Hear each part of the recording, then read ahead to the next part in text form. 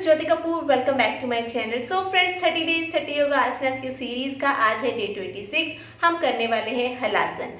इस आसन को करने से पहले अपनी बॉडी को अच्छे से वार्म अप कर लीजिए। 7 to 10 मिनट्स का वार्म अप कर लीजिए।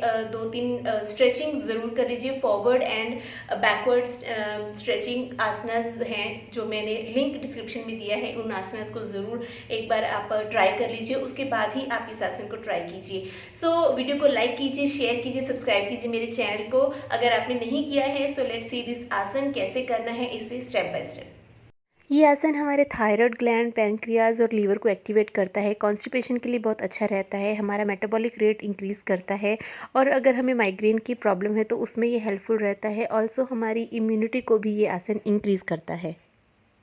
अगर आपको हाई बीपी की प्रॉब्लम है, स्लिप डिस्क है, स्पॉन्डिलाइटिस है तो हमें ये आसन अवॉइड करना चाहिए। जिन लोगों को स्पाइनल इंजरी है, डिस्क बल्ज है या बैक की हर्निया है, नेक में आर्थराइटिस की प्रॉब्लम है तो भी आपको ये आसन अवॉइड करना है।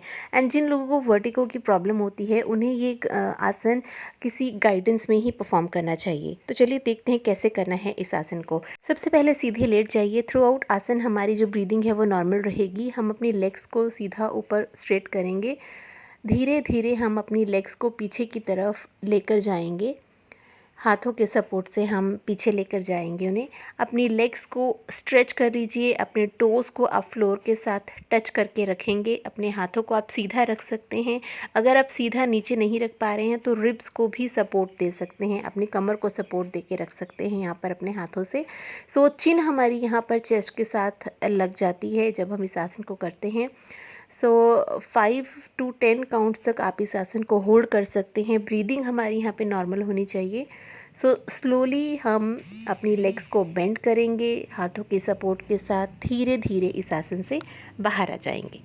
So friends, this was it. ये था मेरा आज का आसन। आपको आसन कैसा लगा मुझे ज़रूर कमेंट्स में बताइए। अगर आपकी कोई क्वेरीज हैं, कोई क्वेश्चंस हैं, वो भी आप कमेंट सेक्शन में लिख सकते हैं।